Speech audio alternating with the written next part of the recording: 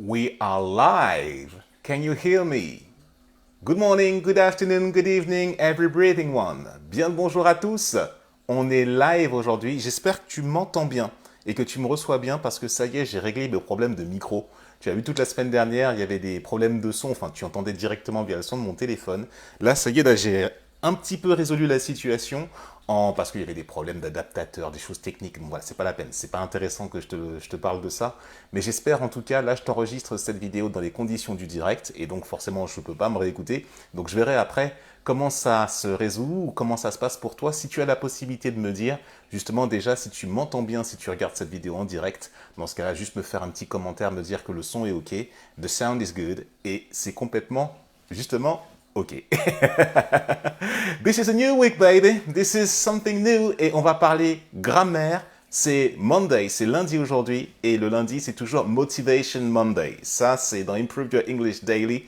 C'est le principe fondamental dans cette aventure qui va nous emmener vers 1 an de contenu pour ton amélioration de la pratique de la langue anglaise. Et cette semaine, on va parler exclusivement de l'écrit, on va parler de la grammaire, mais sous un angle beaucoup plus punchy, j'ai envie de te dire, pour pouvoir t'encourager à te structurer vraiment dans ta pratique de l'anglais par l'écrit, mais surtout orienté vraiment sur le côté grammatical des choses. Quand je dis la grammaire, c'est pas la conjugaison, les verbes irréguliers, tout ça. Je parle de la grammaire au sens euh, genre les superlatifs, genre comment on structure une phrase, sujet, verbe, complément, comment le sujet il est divisé, il est subdivisé avec un déterminant et un nom commun, comment justement les propositions qui composent le complément, dans quoi ça renvoie, quelle est justement la fonction d'un complément d'objet direct, d'un complément d'agent quand tu utilises la forme passive, des choses comme ça. Là, je rentre dans le détail de la technique pure. Mais encore faut-il que, comme j'ai coutume de le dire dans Improve Your English, que tu sois passionné par la thématique dans laquelle tu veux t'exprimer en anglais. Ça, c'est la méthode Improve Your English. Quand tu as ce contexte-là, on part du principe que, voilà, je te pose une question.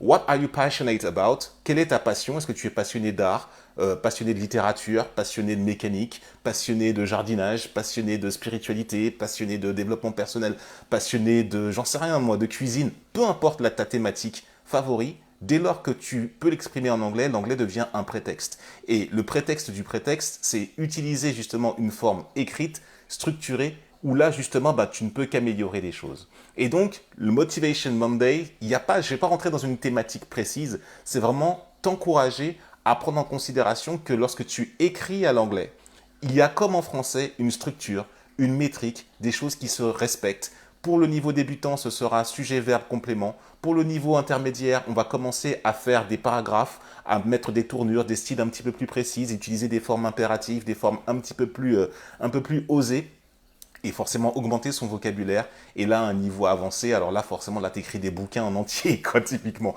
Alors, j'en suis pas là, hein, j'écris pas des livres en entier, mais j'ai déjà écrit des longues lettres. Voilà, j'ai correspondu avec des pen pals, avec des gens. Des pen pals, ce sont en fait, c'est des correspondants linguistiques avec lesquels tu améliores justement ta pratique de la langue.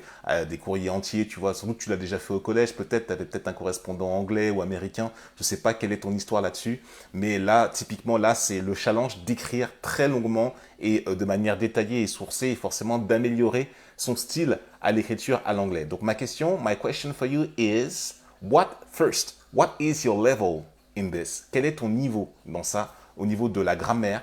Comment tu appréhendes la grammaire anglaise? Comment elle t'a été enseignée, que ce soit à l'école ou que ce soit dans un centre de formation, quel que soit le domaine d'apprentissage, le contexte d'apprentissage dans lequel tu as évolué.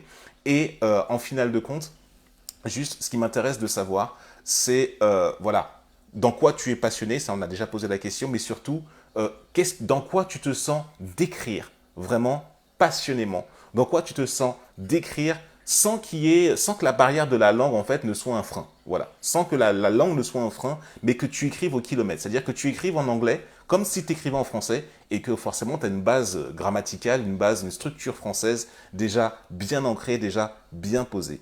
L'intérêt de cette méthode-là, déjà de se dire qu'on a l'état d'esprit pour pouvoir avancer, ben forcément, comme je te le dis, ben l'anglais n'est plus un prétexte. Là, par exemple, tout à l'heure, j'ai rendez-vous avec une de mes jeunes élèves qui est en sixième.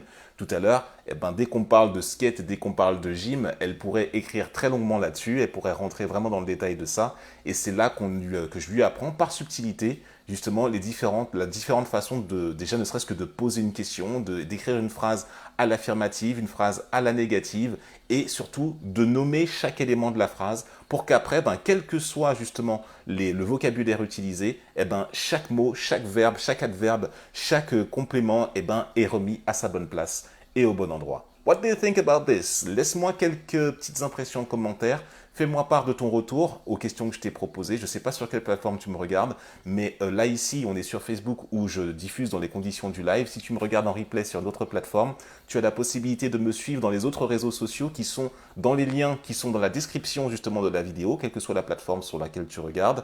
Et aussi, tu as la possibilité donc de creuser, d'aller plus loin déjà en venant me voir en message privé. Certaines personnes ont déjà commencé à le faire, mais tu peux aussi également me demander un cours privé, tu vois, pour pouvoir tester à distance avec moi. Tu vois, ça coûte vraiment pas très cher du tout. Il y a un lien dans la description pour pouvoir le commander. Moi, je serai tenu au courant et je t'envoie un message. On communique ensemble, on prend rendez-vous et on fait cours ensemble déjà pour faire connaissance, si tu es sensible à mon énergie, pour pouvoir avancer et progresser. Voilà, c'était Reynald Bede, Improve Your English Daily. On se retrouve demain pour un prochain numéro, pour une prochaine édition.